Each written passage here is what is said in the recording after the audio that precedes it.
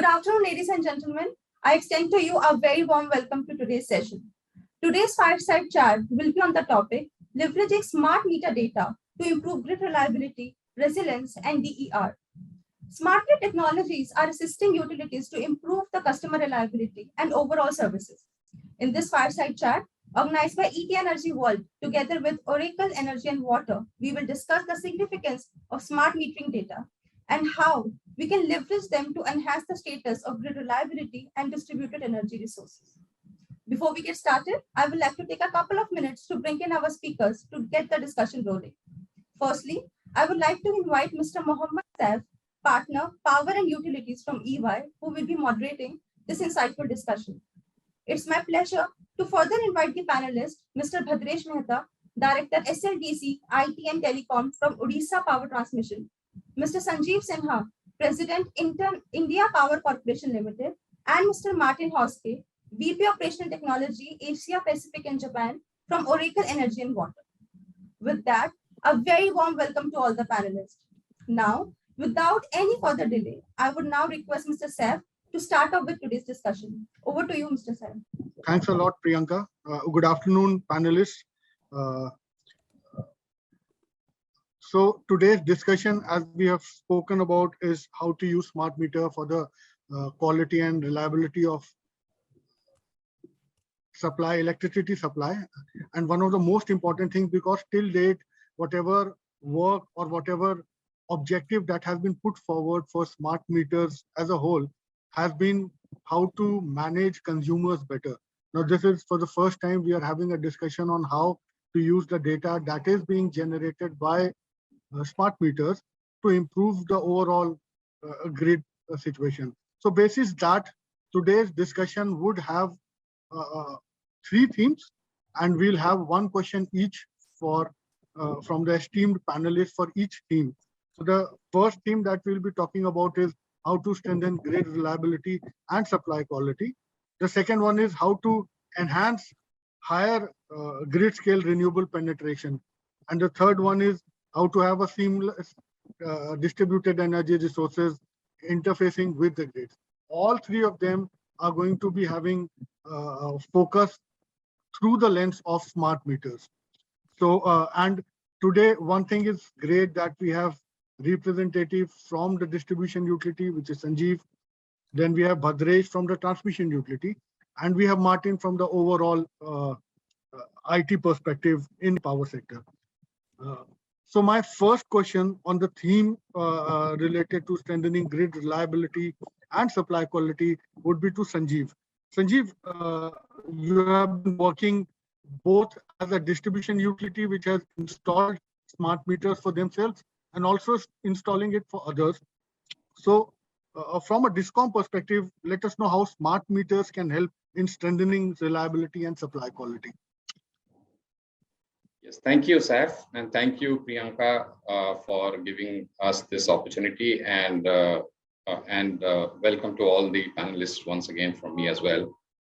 As Saif rightly pointed out, we have implemented smart meters not only for us, but we have grown that as a vertical using that expertise for the benefit of other distribution company also.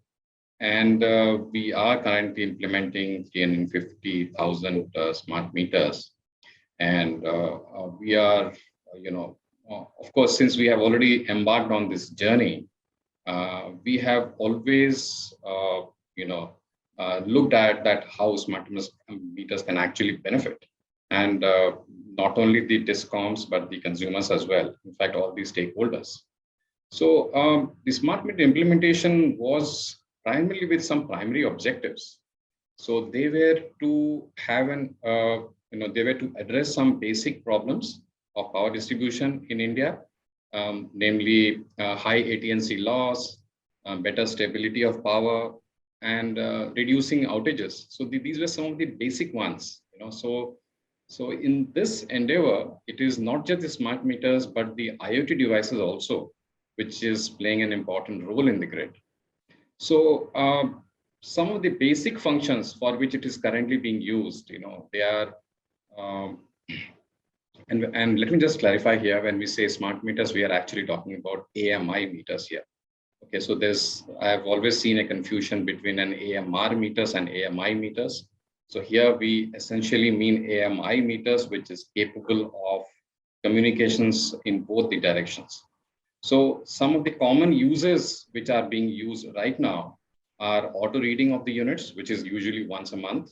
Okay, the auto reporting of the outages, and of course, and which leads to the reduction of the outage times, because it is the endeavor of every DISCOM to reduce the outage time as much as possible. To realize better collections, they need a control over, whether they can disconnect the power connection and ensure better collections. So that's another use where the DISCOMs are actually using it for. Also, this sector is highly regulated. So, the tariff gets changed from time to time. And if it is smart meters are there, it is easy to implement such new tariffs as per the regulatory approvals. Another very common use I have seen is the newer smart meters, which are ISO 16444 certified. They have this feature of capturing tampering data there. So it can identify tampering and even faults in the circuits. Okay, so these are some of the common uses which are currently being used. But however, what I feel is that these usages of smart meter actually has been just the tip of the iceberg. There are so many uses of these data which smart meter gives out, and there is a need to gradually bring these data to the two main stakeholders, the consumers and the DISCOMs. So we have seen more benefits used by the DISCOM so far. There is a need to pass on a lot of such benefits to the consumers because the data relates to them. So therefore, if they can get their own data information available to them, it will be really good value addition to them. The IoT devices which I mentioned, that typically is being installed at distribution transformer level, and not just the IoT devices, but the three-phase smart meter as well. So they are being installed at distribution transformer level, which shows the electrical and even non-electrical parameters almost on real-time basis. This helps in managing the grid stability in a far better way. So let's say load and demand analysis can be carried out once these data is actually available. So managing various grid components becomes easier with all this information available. So therefore, today's managing of these grid components need to be data driven, and less on conventional approach. So that's the objective in which many of the DISCOMs are moving into. They're moving into more data driven approach. And I've seen most of the DISCOMs have an outage management, and but that outage management can only work effectively if it receives outage data quickly, because this is the time is the essence. Many of these outage management I have seen have been extended to even quality management. So they don't just measure the outages, but they measure the quality of power being supplied to a consumer on a real-time basis or nearly real-time basis from the electrical parameters which are being captured by the smart meters. So therefore, the quality also can be tracked and managed. So I think digitalization is the best way to ensure high reliability and supply quality here. So it's the usage of these data for the betterment, which will ensure high stability and greater reliability in the grid in the years to follow here. Thanks, Sanjeev. I think one of the most important points that you have mentioned is that smart meters integrated with IoT devices can actually do more wonders towards the grid side. And a data-driven approach is now at the core of most DISCOMs when it comes to managing quality and supply. And again, smart meter can play a very, very critical role. My next question on the same theme of supply, quality, and reliability is to Bhadresh.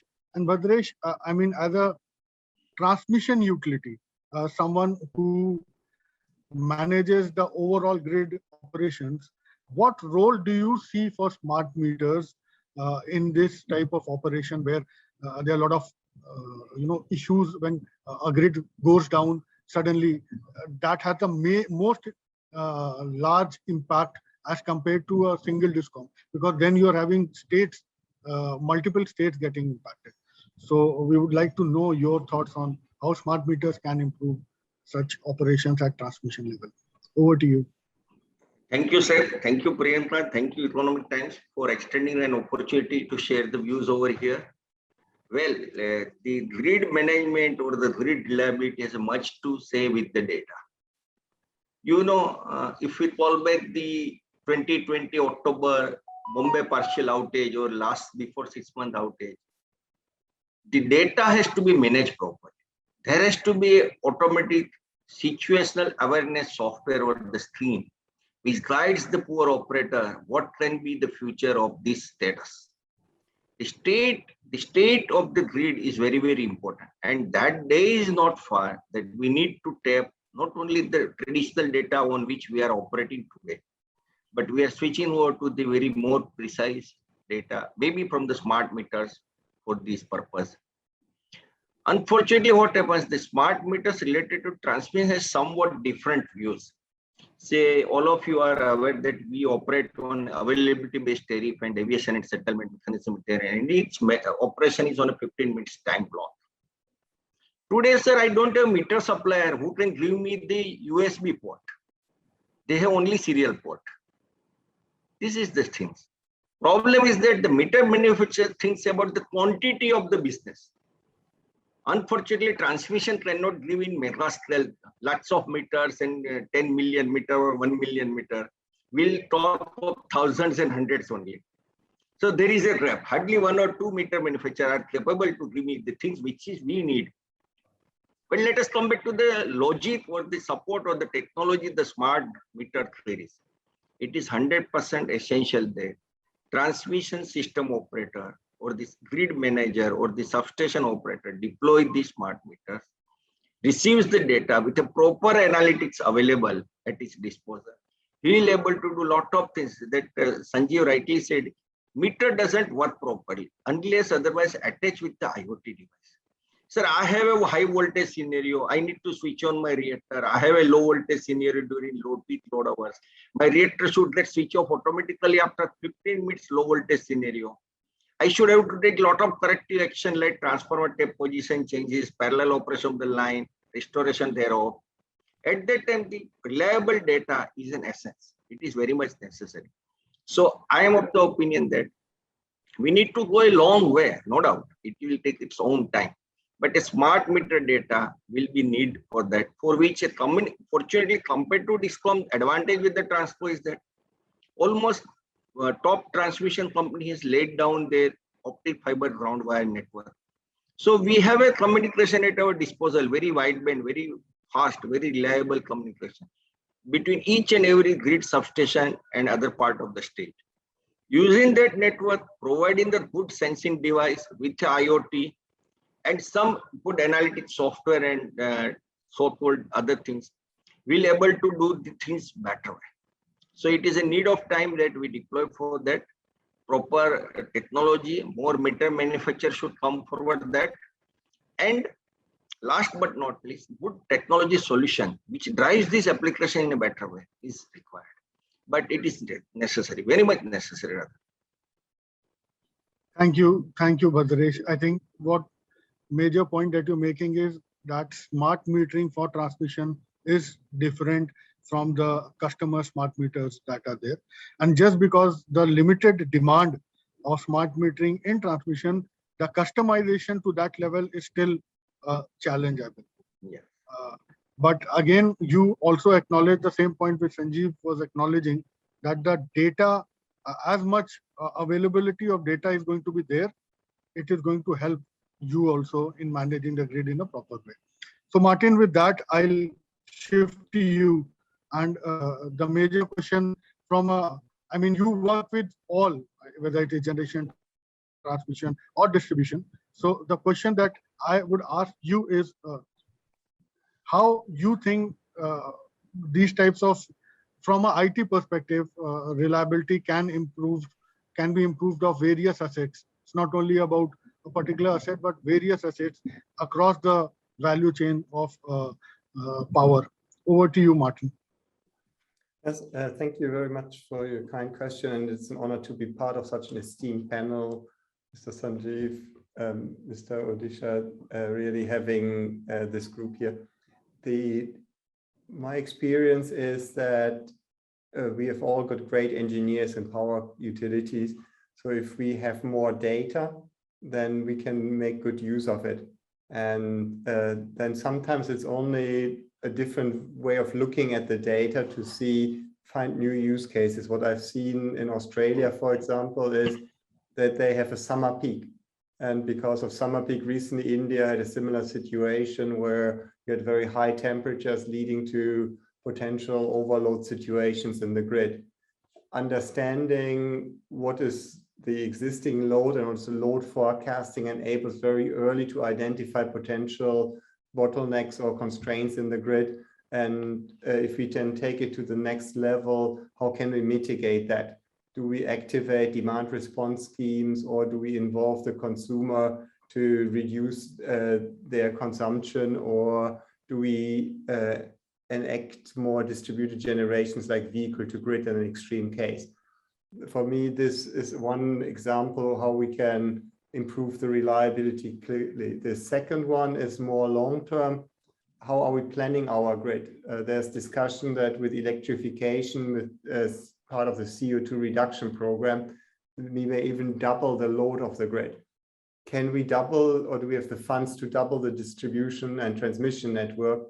In all likelihood, we would all say that the regulator will not approve this because it would be a massive capital expense. But then how can we fulfill those requirements? So by having smart meter, and as Mr. Sanjeev already mentioned earlier, we have an insight in what's going on the consumer side, and then we can take appropriate actions. We can strengthen the grid where necessary, but maybe augment it also with storage if we are just slightly over certain loads, or we can treat vehicle as a variable load, in particular as renewables are coming up, as you mentioned. So this is the long-term planning side that enhances overall grid reliability by analyzing the data and then finding the constraints that what we are doing, for example, in Ireland. Thanks, Martin. I think the common theme out of this particular theme of strengthening reliability and quality is that data is critical, for which smart meters are one of the core sources across the value chain. So it's not only about looking at the customer related aspects when you are installing smart meters. It is also about using that data to identify what focused actions are required at the grid level, which teams to be used for managing that particular disturbance. So we all know that not only India, but most countries in the world are moving towards net zero in the long term. And one of the major and the most critical aspect of that is to have as much green power as possible. Now, given that green power is good, but with it, there are larger challenges of being infirm, of being flexible, and which, when brought it from multiple sources across geographies, as well as from different types of generation sources like sun, wind, hydro, it all becomes very difficult for the grid to manage it at a frequent level. Now, let's see and understand how smart meters and the data that is coming out of them help in enhancing this penetration. Like countries like India, as of now, are having somewhere around 25 to 30% RE capacities. But if you look at their targets of in the long term reaching 500 gigawatt, it is obviously going to be quite and significantly high. And digital is going to play a very critical role in managing the grid through these smart meters as well as the IoT devices. So Sanjeev, my first question again to you is, how do you see technology play a role in ensuring high grid scale RE penetrations, especially on the DISCOM side? Over to you. Yeah, thank you, Saif. You rightly mentioned about how the usage of the renewable energy is gradually going up.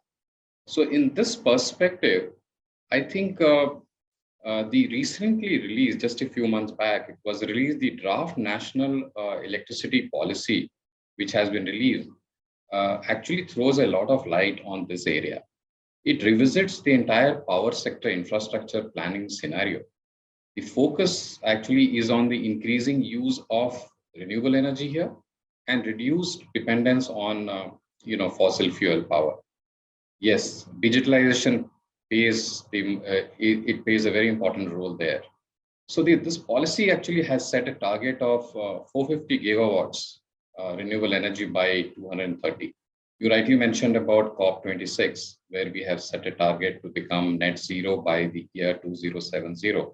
So as part of that, this target has been set. So we of course have a lot of problems currently. We are facing infrastructure issues and many other issues in the current one. So this objective of the electricity policy also tries to address the strengthening of the infrastructure, decarbonization, which is extremely important in light of our target for COP26, and of course using digitalization to the maximum power of that. But this process is not easy.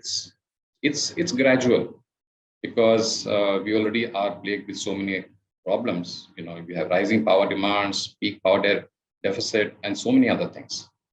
That's why the distributed or decentralized renewable energy scheme actually comes into the play here. So that is seen as one of the solution to give robust infrastructure.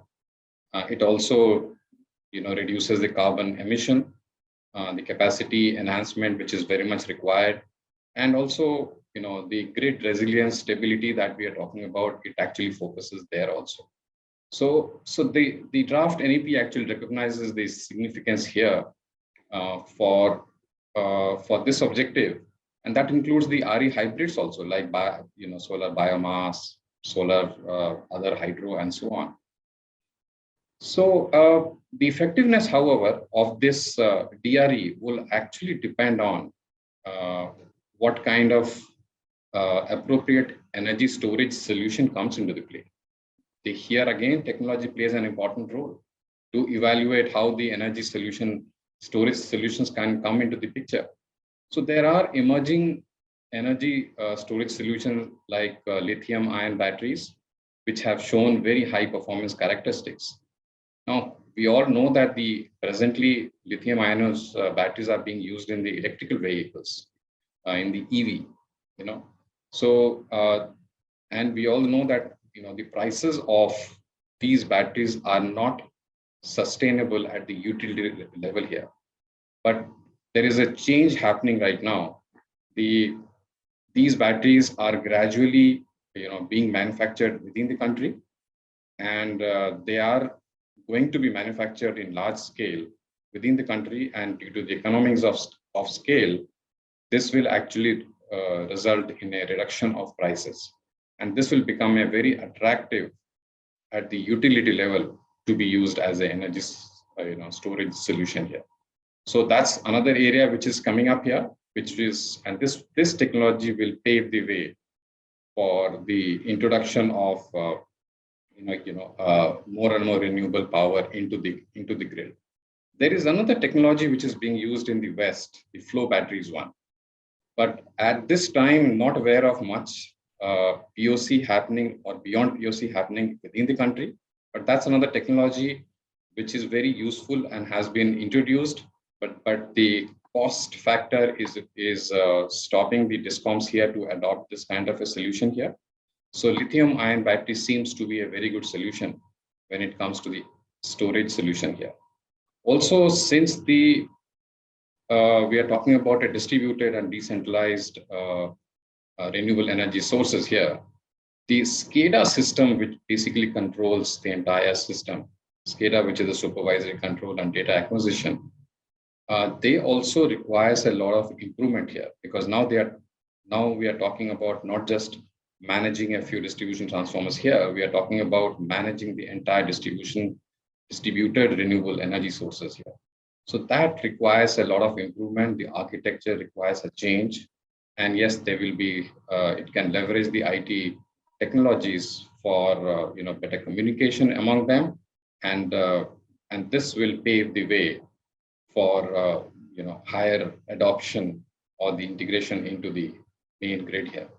At the consumer end, now we know that many of the consumers are becoming producers. In fact, they already have become producers. The smart meter with the net metering capability will actually play a very important role here for the higher renewable penetration. So I think these factors will pave the way completely to ensure higher grid scale here, renewable penetration, where discounts will actually play a very important role as well. Thanks, Sanjeev. So, I mean, there are two things that you have clearly mentioned. One is that at the consumer end, which are now becoming also producers through rooftop, the smart meters, which also do net metering, are going to play a very, very critical role in enhancing the RE penetration by providing much more detailed information for better grid management. Secondly, you also quite right in saying that the storage integration of RE is going to play a larger role in achieving the targets that we have set forth. And storage, again, when managed and monitored with appropriate digital devices, especially these types of meters, and SCADA upgrade will be very, very crucial for large scale penetration. Thank you so much. I'll quickly move to Bhadresh to get a view on the transmission aspect of enhancing overall RE penetration. So Bhadresh, the biggest challenge is for the grid operation. While DISCOM is at a downstream, but the major challenge is with more and more renewable energy coming in, grid operations has a lot of issues. How do you think that grid operations can be better managed using the data which is going to be available, not only from the consumer related smart meters that will give you rooftop and other decentralized resources data, but also from larger RE power plants? Over to you, Bhadresh. Let us first have a view on what is the grid management, because this is what Sanjeev said. This is also a regulated business. I cannot operate the grid as per my wish and list and whims. There are certain norms laid down by CERC, generally adopted by the state regulator also. The problem is that we have been given a margin of say 12% or the 150 megawatt or 250 megawatt as per the case maybe. As per the RE penetration in the state, the deviation has been restricted to that quantum. If we see let us take a small example of the state where I belongs earlier, Gujarat, with a close to 10,000 megawatt renewable installed capacity. There the regulation says they can deviate by 8% without any penalty. So it is 800 megawatt. But outside boundary, Gujarat cannot deviate more than 250 megawatt. When conflicting the regulation, how can you ask the person that within you there will be deviation of 800 megawatt and outside you should restrict by 250 megawatt? Stays for all these things. Let us come to the real problem, sir. Sir, we all know that we need to leave a very less carbon footprint for today onwards, for the years together upcoming, for next generation and generation thereafter. We need to harness the natural resources to the extent possible. Now the game has started. We are moving towards the solar and wind. First of all, there was a requirement of the power was not linear. Throughout the day, consumer doesn't use the same quantity of power. So they were challenging to meet the requirement of power by variation of the generation. Another challenge is pump into that. Now the requirement is variable, generation is also variable, and we need to bridge the gap. And Sanjeev rightly pointed out, storage, ultimate solution comes in the storage. We are talking about 175 GW by 2020 this year, and we are talking close to 500 GW by 2030. Sir, can you tell me what is our target for balancing? Probably no. What is our target for storage? Probably no. What are the regulatory change we have deployed? What are the trappage support we have provided to the thermal generation to have a more flexibility in their boilers? Answer is no. Sir, we know that I'm harnessing the energy source, which is highly vulnerable, highly unpredictable, highly variable, but you only ask the grid operator, you do a balancing. You do the balance. So here we need to take a holistic approach. Now let us come to the how do we manage it and how the smart meter will help us to do so. When I have multiple sources from the X number of area who are a distributed energy resources, when I have multiple users who are using the power and a person is or the team is operating a state grid or a regional grid at POSOPO RLDC, good bunch of data, reliable data should be at its disposal. And what happens when the data is banked for a year or two, a pattern can be judged, a decision can be taken, a demand can be forecasted. So the smart meter data will give us analytics on the smart meter data will give us what shall happen with this unreliable resource of the power, unpredictable demand of the use of power, and how you will sell the bot. What are the margin available? What is the price running at the energy exchange? What are the resources to be deployed at what time, at what tariff? So a good number of reliable data from the each and every corner of the state under control is in need of time. And it is to be backed by good analytics. So renewable energy integration is a topic being discussed every day. Unfortunately, we are not, knowingly we have missed the bus to deploy the balancing, to deploy the storage. We are not still planning much. And we don't need a 5 megawatt, 10 megawatt storage, sir. The variation in the state of Gujarat is to the tune of 2000 megawatt every day for 200 days in a year. It's not a joke. Sometimes the demand variation is complementing the wind or the wind variation. Sometimes it is supplementing the variation. So it is double. When demand goes down and wind energy increases, the balancing to be adjusted with the thermal conventional plant becomes double. So here we need to know the whole real problem behind this and how to manage it. So the supporting device at the disposal of the grid operator is nothing but a good storage solution. We should go for a pump mode hydropower station, where the hydro station can work as a motor also during the off-peak hours, during the lean hours when the energy is more. And during the peak hours where energy is less, it will once again generate the energy from the water. Unfortunately, in the country, more than close to 3,400 megawatt pump mode hydropower station have been built by our forefather, but not operated so far due to various administrative reasons only. Things doesn't stop here, sir. We are not planning gigawatt scale pump mode hydropower station itself. If you see the traces of the Western country, European countries, they use the embedded coal mines as a water storage and they pump it inside and they push it inside and pump outside. You don't need to construct a dam for that. You don't need to go for a rehabilitation of people and resources or the trees and other plantation or forest clearance. These are the things which to be deployed. Coming to our talk once again, a precise energy meter data with a hold time of a minute or a two, if it is made available at the disposal of the grid operator, a transmission system operator, I think we can harness much more than what we are doing today with the available resource with us. So I'm of the opinion that good technological solution with respect to measurement of power at the each and every nook and corner of the network will add a value and quality work for the grid operator. Thank you. Thank you very much. I think the point here is that the more accurate and more reliable data which is available with the grid operator through appropriate devices like smart meters for retail consumers and other devices is the key to do a very strong and robust predictive analysis through which larger scale flexibility can be built in the grid. Thank you very much. Thank you very much. Martin, now coming from both the things, what would be your view how IT and smart meters can be helpful in supporting both discoms and transmission utilities for supporting in higher grid penetration of renewable resources. Yeah, if you allow me to share my screen, Priyanka, then I can share an example of Europe where we are facing such a challenge. So this is the situation in Northern Ireland. And to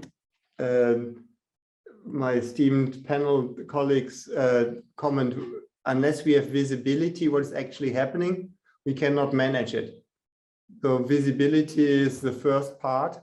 And the second part on top of that is politicians need to understand that the physics work. Just because there's enough power being produced doesn't mean you can deliver it in every part of the country.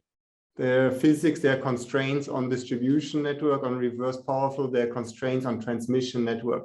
And only when we consider those can we come up with a solution. So just that we have enough generation means nothing. And unfortunately, politicians, even in Germany, fall short of that comment. What we are doing with Ireland is we are enabling the forecasting and then the optimization. And I fully agree that we have not only Mr. Badresh mentioned batteries, but then if possible hydro, because Europe is using Norway as a gigantic battery. The pump storage in Norway is linked with large DC links to the Nordics, to Germany, which provides that kind of very fast response as possible. I want to add from my experience that I don't see us putting 10,000 container there with 1 megawatt hours, but I would also see the load as being flexible, and by offering things like virtual power plants and compensating entities to manage it. Like in your case, you can become a DSO as Odisha SLDC, or Mr. Sanjeev, you can build that capability in your deregulated arm to offer variable loads that can help balance the grid. That could be bought from the regulated entity. But this requires the last point, I think the regulatory pieces. We have got all the technology. We can scale to millions of renewables. We can dispatch batteries, EV charging, vehicle to grid. But unless the politicians recognize that we need to invest in these systems to make it work, just investing in wind farms looks good on paper. But unless we can integrate the renewables well, we will not be able to keep the grid stable. As you saw in UK, where Hornsea 2, the large wind farm, tripped, that caused a frequency disruption, that caused the gas-fired power plant to trip, which was together larger than the largest unit and the reserves, causing an outage of 45 minutes to 1 million consumers, and causing the national train to be dropped because they needed to shed load very quickly. So these kind of events are becoming more frequently, as Mr. Badresh, as you mentioned. The politicians don't realize that we need to invest to prevent that. So this is, I think, our lesson. Technology is available. We need to visualize, we need to optimize, but unless we have somebody and some regulatory scheme that compensates people, that allows investment in these capabilities, we will not see the necessary result.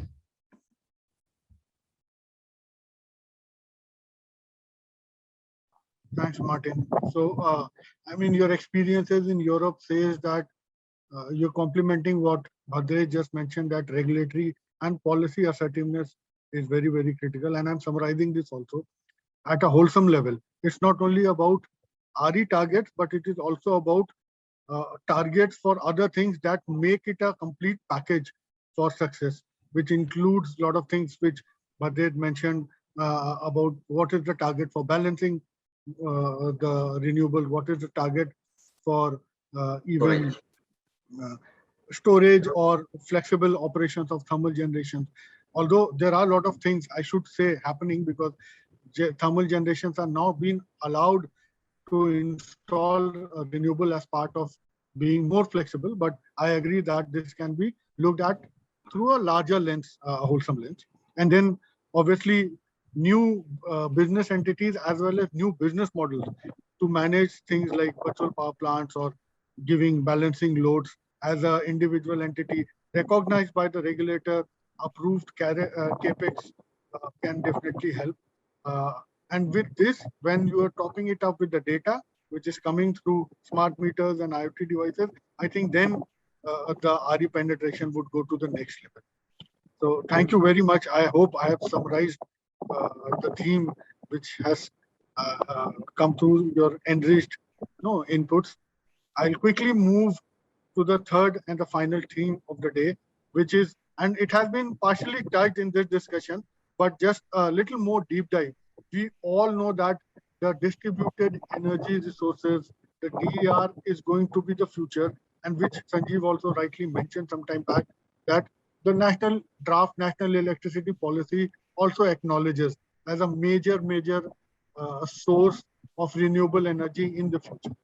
So with this, Sanjeev, I'll come to first to you as part of the third theme of how we can enhance DER. The first question to you is, how do you see this interfacing of DER in the years to come? What would be those critical success factors or drivers for these DERs to penetrate in a way that is envisaged in our draft policy, and which is critical also for the targets to be met? Over to you. Yes, thanks, Saf. I think the insight given by Martin and Bhadresh were quite insightful. But let me quickly share my views on this. I think let's understand the conditions in which this interface will happen. The RE, or renewable energy, in India is actually driven by a mix of various national targets and support schemes at various levels. So, like India's solar energy initiatives fall under the larger purview of National Action Plan on Climate Change, NAPCC. Now, India has set up a very aggressive target of increasing its RE2 by 175 GW by this year, and to 450 gigawatts by 2030, mostly by utility scale solar. So these targets, of course, are being driven by the India's overall target of becoming a net zero by 2070. So the capacity addition in this DRE projects, which are required, are quite investment intensive here, right? So it requires a lot of support to actually take on these roles here before these interfaces can actually happen. Even rooftop target has been set at 40 gigawatts in the years to come. Now, with prices of solar panel coming down, this has already started in a big way. In fact, today I was reading a report by Marcom Research, which states that India added 456 megawatt in just 3 months' time, January to March 2022 quarter. That's 34% than last year. So we are definitely moving in that direction in an aggressive way. As I mentioned, the smart meters with net metering capability also will be a key component in this transition. The users who are adopting this solar top will obviously pay less because they will use less of the grid power. So in addition, the government has quite a few subsidy schemes. For example, it offers 30% subsidy on solar cold storage installations. Now, discoms here are going to play a very important role in the years to come, even in these areas. Okay, so for example, for disbursement of such government subsidy, government has identified discoms through which it will be routed through. So therefore, what I see is discoms would actually facilitate these installations and even take care of the operation and maintenance of these facilities at a fee, of course. Okay, so I see quite a few change in the business model of discoms in the years to come as more and more renewable energy kicks in. So rural India, for example, will see a very high adoption of distributed RE there in the form of cold storage, since there is a significant high food wastage due to unstable power in these areas. So they are bound to, adopt DRE in a big way. So it's if we look at, let's say, telecom, in the past, if you look at, let's say, the mobile operator who actually started as mobile operator, but gradually moved into broadband, landline, and so many services. So there has been a transition there. Today, mobile operators, the so-called mobile operators, the mobile business is only around 30-35% of their business. So such transition is going to happen with discoms in the next decade that I see here.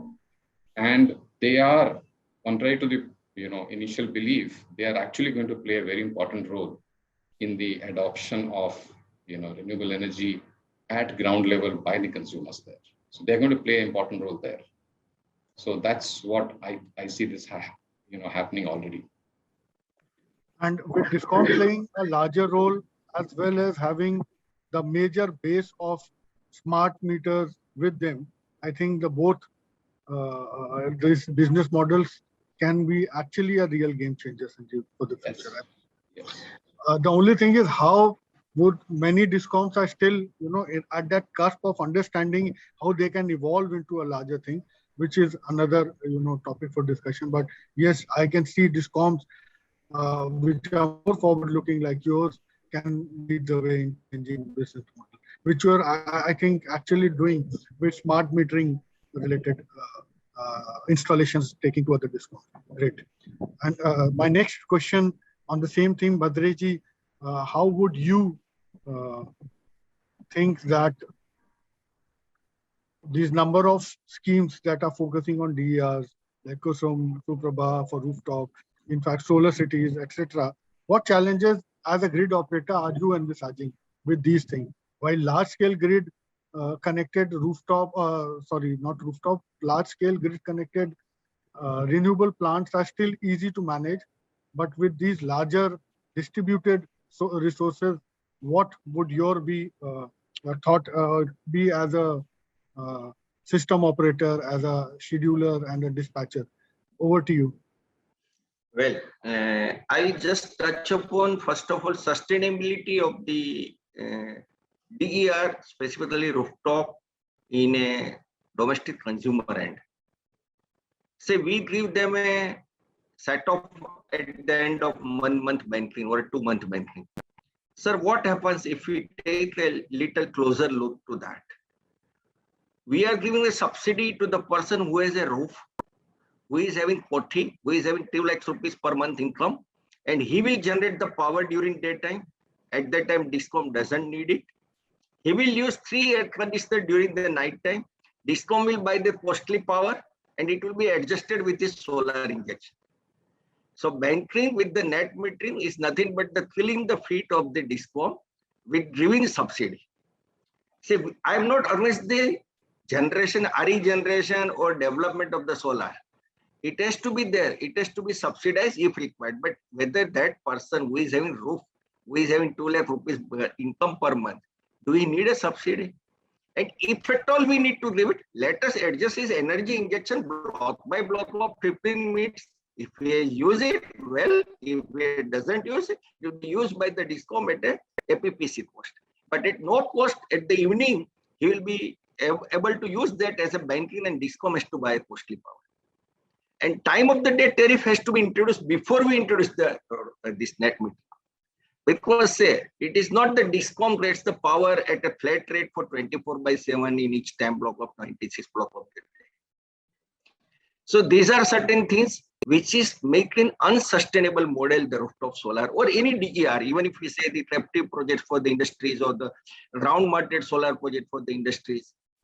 They simply plug it, they dump it, they enjoy the credit for the 2 months in a year, 2 months, and they use the power at their wish list. And at that time, the cost of the power may be more also. Now coming to our subject, say when we have many resources in the grid, we pump in the power and many users are already there. At that time, to have a grid stability, grid reliability, grid resilience, we need to monitor and capture the data with the proper trends thereof. And not only the data, but some forecasted solution also thereof. That will only make the seamless integration of the renewable That will only give me a fair idea to advocate, to advise my DISCOM to opt for a purchase or sale of the power in different part of the day, or seasonal requirement of the DISCOM or area of the state or state as a whole. So a need is required that we may go for a distributed energy resources. Ultimately, it improves the quality of the power sector. It improves the voltage also. It drastically decrease the losses, because I don't have to deliver that energy from 100 kilometers away. It is being generated there itself. So it is a good thing also. But to make it sustainable for a longer period, certain points which I shared upon need to be taken into account. There are solutions to that. Some DISCOM are thinking about it. Some are still reluctant to do so. Or a banking charge can be applied to that. But last but not least, a good quality of metered measured data with the DER will be a good solution for seamless DER interface with the grids, and which will strengthen the grid reliability in a larger scale.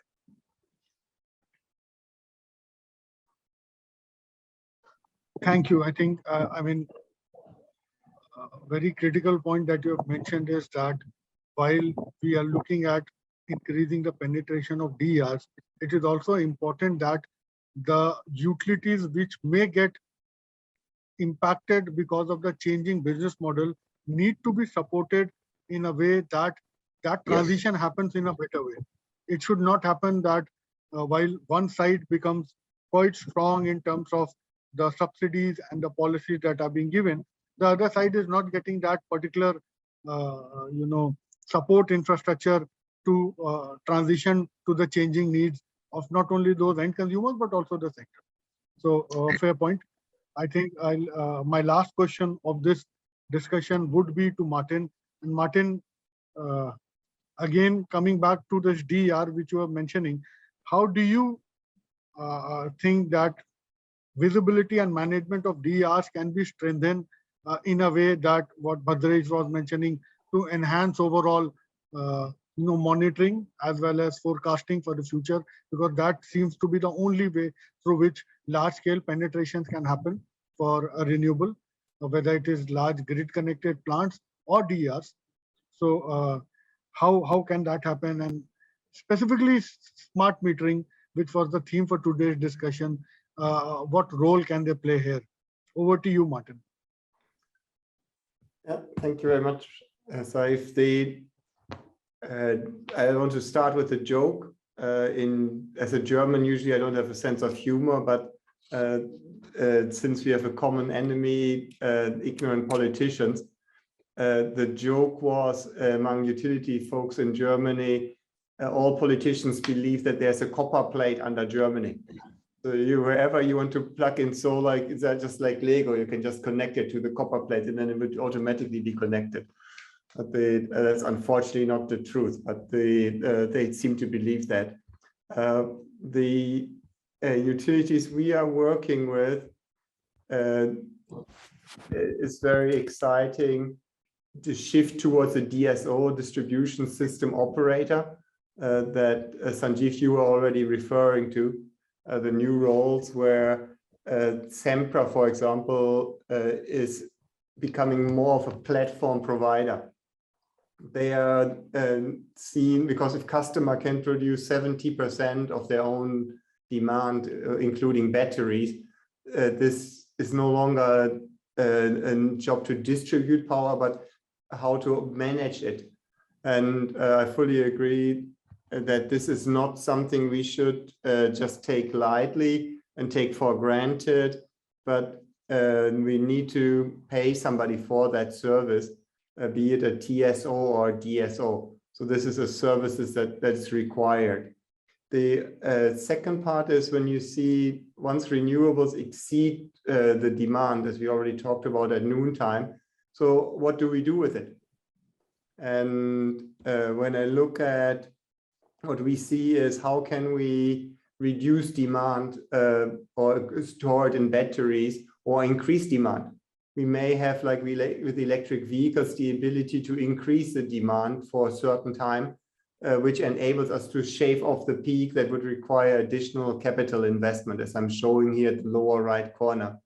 We need to have a digital model of the grid We need to manage the network constraints on transmission as well as distribution. And then coming to the points that you mentioned with smart metering, how do we schedule it? How do we optimize it? And then in particular on transmission level, real-time measuring. So smart meter on transmission in particular will become critical to have exact power flow requirements. In summary, this is the architecture that we see, that we have got the traditional EMS that we have on the transmission side, but then we have got the ADMS and SCADA on the distribution side. Then we need to have this optimization in real time connected to all those parties.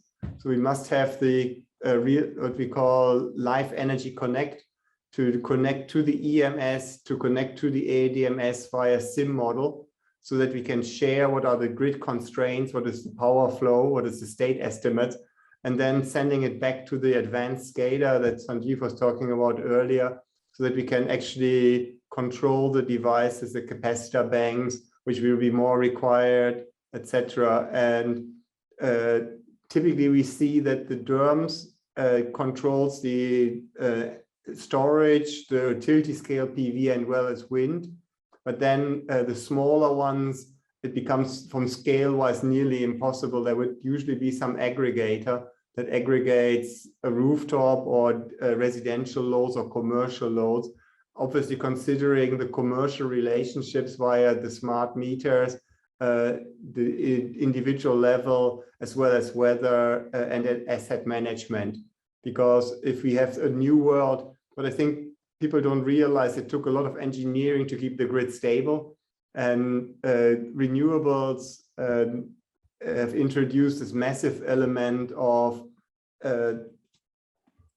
uncertainty, intermittency, as Mr. Bajraj mentioned. Unless we have got the ability to mitigate that risk, we will find that it will also introduce more outages or more potential trouble. So thank you very much. Thank you, Martin. So essentially, technology is required to integrate all the resources through some sort of an integrated system that not only collects, collates, and analyzes data from all these real-time data from all these sources, but also helps in a predictive analysis and creating some sort of future scenarios for robust grid management. I think, thank you very much with this. So with this, I believe we have come to the end of our session. I want to thank all three of you for your intellectual inputs today. Most of the inputs have been very, very critical to the current needs of the market. And I will quickly summarize that what all we have discussed, and please feel free to add. I think the first theme which we discussed was primarily on the supply, quality, and reliability, and how smart meters can help them. So the most essential part here is that data plays a significant role. Smart meters are one of the major sources of data when it comes to the customer side. Although for transmission, you require a different type of smart meters, and those are still not much in prevalence, but combining smart meters for both distribution and transmission can actually provide the data that you require to predict and immediately identify any disturbances in the network and address that. The enhancing overall RE penetration again had two-fold inputs. One obviously was that there is a changing business model where you would have different types of entities coming in to provide stabilizing loads, or even looking at not only working for as a simple distribution utility, but also evolving into a provider of services for, say, rooftop, for storage sources, etc. And while this happens, it is essential that apart from looking at RE targets, a wholesome policy prescription is critical, where not only the RE target, but targets for other related aspects, such as your thermal flexibility, your storage, as well as your balancing capacities also needs to be prescribed. I think this is a very good point, and I'm sure that things would be moving on this also very soon. The final theme was a subset of theme 2, but focusing more on the distributed energy resources. And I think, again, a critical role from a DISCOM perspective for these DERs to be successful is going to be there. And for that, the DISCOMs need to be supported in the transition, because there is going to be a mismatch between their existing models, whatever they were doing, and with the advent of DERs and large scale consumers installing these DERs, there is going to be some sort of business impact on the DISCOM. So the transition to these is required for not only the customers, but also for the distribution utility. I believe this summarizes our point, and we know how critical smart meters are for the success of not only overall this power sector value chain, but given the targets of renewable and its integration. But while we are moving on the correct direction, look and relook at policy related aspects, as well as how the DISCOMs can sustain and transition in a better way, can fast track these targets achievement. Thank you, Sanjeev. Thank you, Martin, and thank you, Bhadresh. Thank you, everyone. Thank you. Thanks, Priyanka. Thank you all. Have a nice day. Goodbye. Thank you. Bye. Safe travels.